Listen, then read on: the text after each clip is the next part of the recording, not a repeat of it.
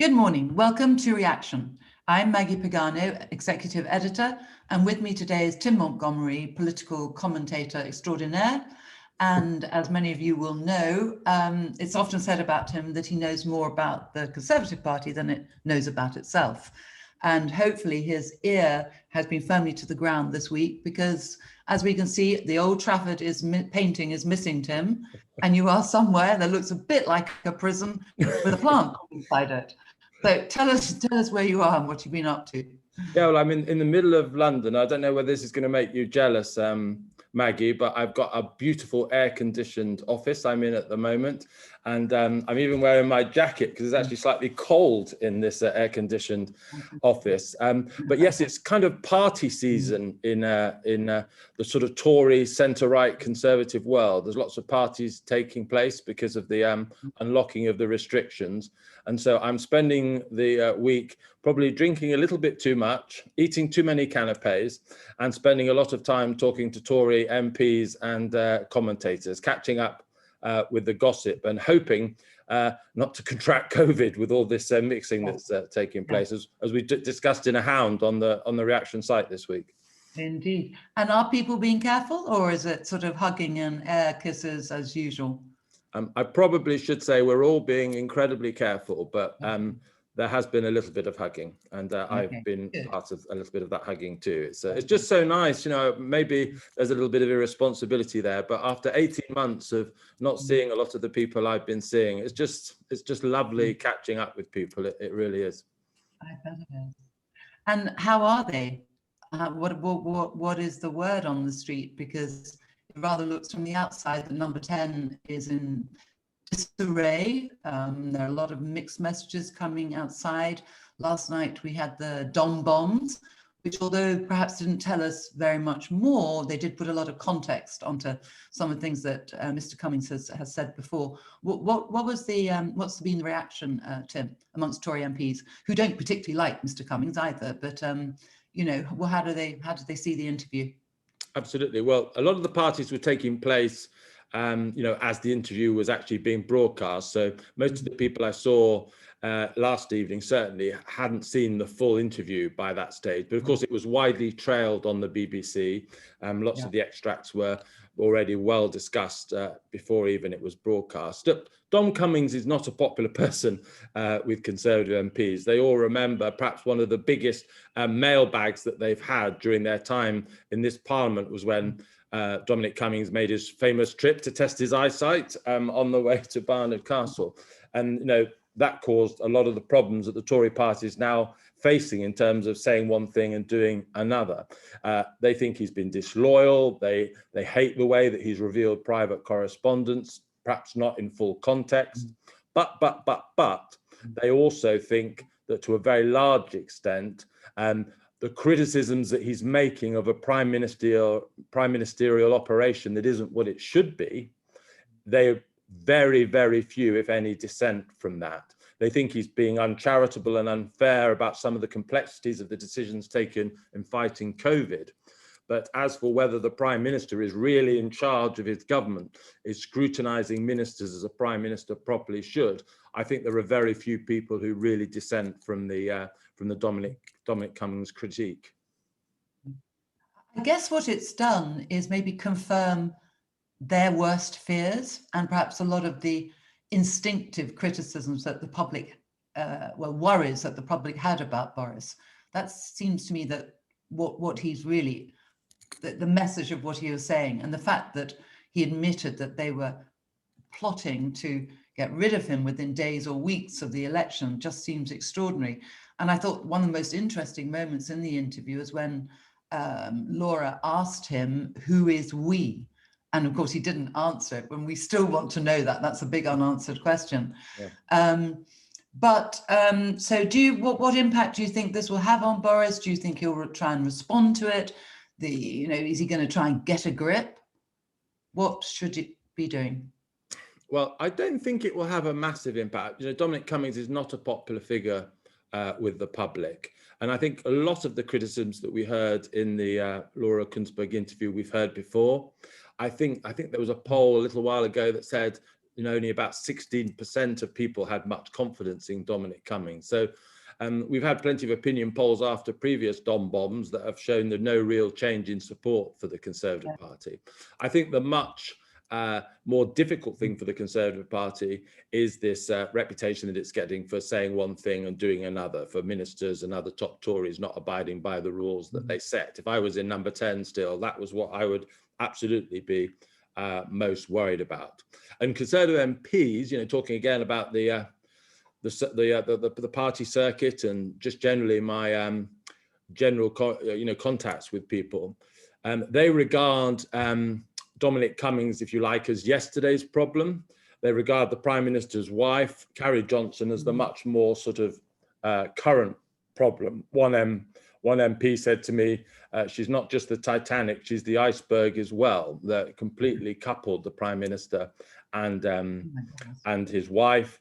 And she's of a political background. She used to be a communications director at Tory HQ. She has her own political mind. She has her own political contacts, and the impact that she's having on a Prime Minister who's already someone who needs, a good team around him, because his skills aren't necessarily in administration, they're broader vision skills and leadership skills. And they are worried that there is a certain dysfunctionality exacerbated by the Prime Minister's wife. And I suspect as time goes by, we'll be hearing an awful lot less about Dominic Cummings and a lot more about the role and impact of Carrie Johnson in number 10 Downing Street. Tell me, Tim, it's intriguing. It's difficult for any wife of a prime minister. And we know historically, Eleanor Roosevelt, Cherie Blair, they all had, it's inevitable that a wife will have an impact. But perhaps in helping forming philosophy, that's usually been the way. But in what way is it that people see that Carrie is it that she's interfering? Is it that she's overruling? Because one hears that the press operation at number 10, it can't function properly because she's what do you think it is that, what do you hear it is that she's actually doing on a day-to-day basis? Some of it is policy interference, but I think it's mainly personnel likes and dislikes. She takes a view of people that you're either in or you're out, and some people think that without necessarily much rational explanation or for good reason, people are frozen out of the Prime Minister's circle because they don't have the favour of his wife. And there are a large number of people in that category, and there are significant people. They are people who should be playing a part in this government if this government was serious about using its best talents. And so, yes, normally, if we had Norma Major still, a Norma Major type character still in number 10 Downing Street, it would absolutely be right for those who say, don't pick on the wife or the spouse of a prime minister. They're not elected, leave them alone. But this is not a Norma Major figure. This is a very powerful, politically skilled consort to the prime minister, and to ignore her influence, not to be aware of it, is sort of political negligence, really, from a journalistic point of view. And I disagree with Dominic Cummings on many things, and certainly some of the misogyny, Princess Nutnuts has been a phrase that's been used to describe Carrie Johnson. There's a sexism there that is unattractive, and so we should all avoid that. But actually, the idea that she should face some sort of scrutiny from all of us for the role she's playing certainly seems to me to be absolutely fair and good journalism. No, absolutely, Tim, and I get that.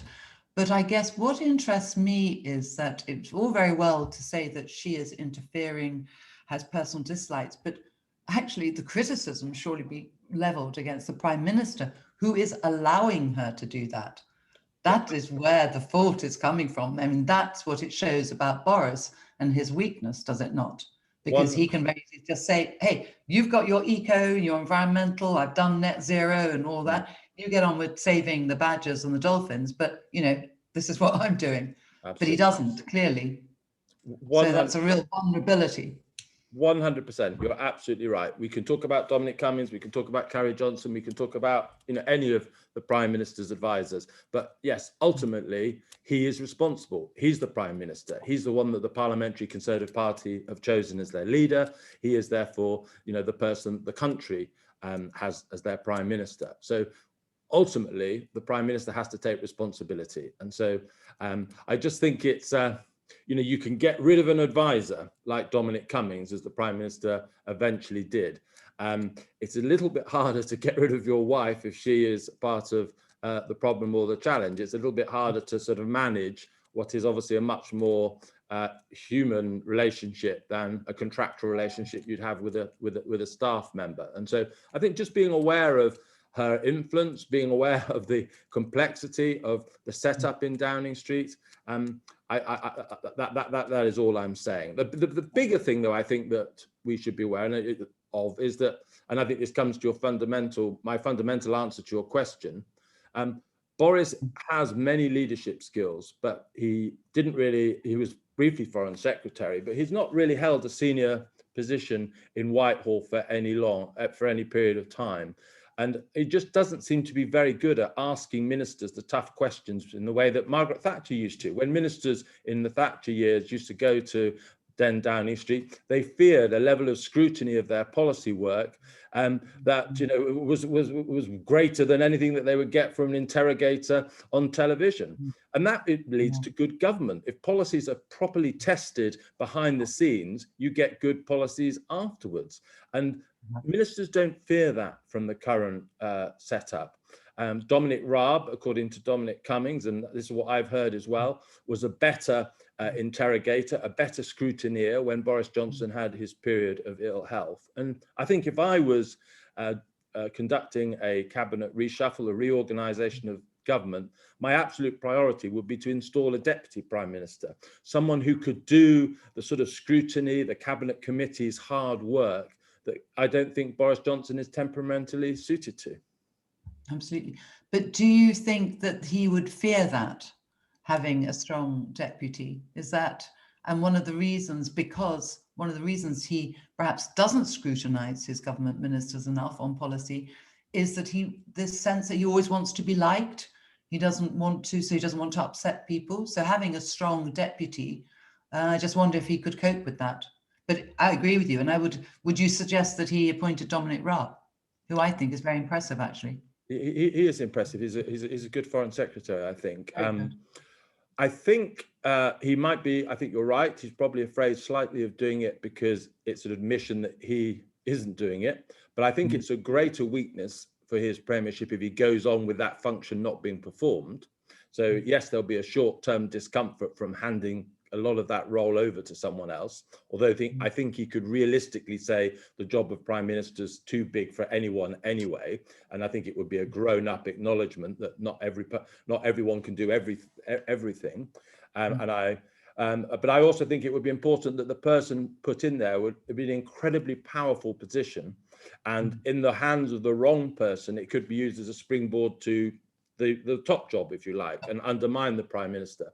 So, Mrs. Thatcher famously had Willie Whitelaw in a similar role, and he was never perceived as a threat to her. He wasn't seen as someone who would eventually become prime minister. And so I think he would need to choose someone who perhaps was, more mature in Parliament, probably wouldn't be seen as a future leader, just was very good at the detail, that had been in a few cabinet or senior ministerial roles, and just would be good at the scrutiny, the management of the cabinet committees, but would never be seen as an heir to the throne.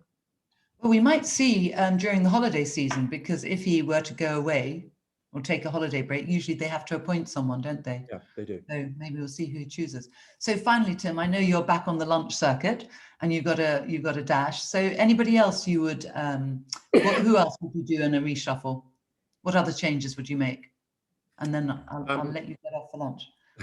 Well, the danger is I would probably make quite a lot of changes, Maggie, if I was sort of starting from afresh.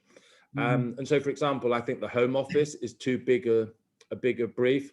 I would have borders and immigration control, a big topic at the moment, put in a separate department with the minister absolutely focused on them.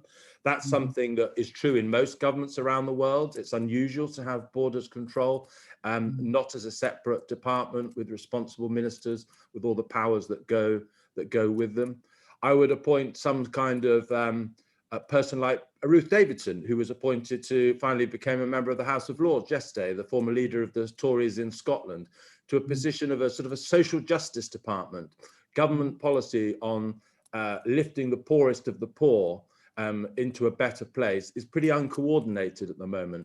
And I think it's one of the reasons, one of why I'd be attracted to appoint someone to like Ruth to that job was, I think one of the underlying reasons why the union is unsafe is that a lot of people in Scotland have a suspicion that the Conservative Party doesn't have the same sort of view of fairness and social responsibility as they do. I think appointing a Scot like Ruth to a job that needs to be done like that would actually do more in a way to save the union than overtly pro-unionist messages. Reassuring the Scottish people as well as the British people at large that the Conservative Party is generally one nation in a true sense would be something I think would do more to keep the UK together than almost anything else. But I'm also conscious though that government reorganisations take time, you know, moving people around, civil servants, government departments, all the facilities questions, that is disruptive. And we're quite a long way into the Parliament now. So whether you want the pain of that reorganisation taking place at this stage in national affairs, I'm not sure it's wise. But if I really did have a magic wand and I could make changes, those would be just a couple more of the kind I would make. Both great ideas, and let's hope Boris is listening. So Tim, that's wonderful. Thank you so much. Have a good rest of party week and come back with lots more gossip for us. So thank you. And if you liked what you've seen, you can subscribe on the YouTube button. And also we have a free trial running for 30 days of reaction. And see you later. Thank you very much. Bye-bye.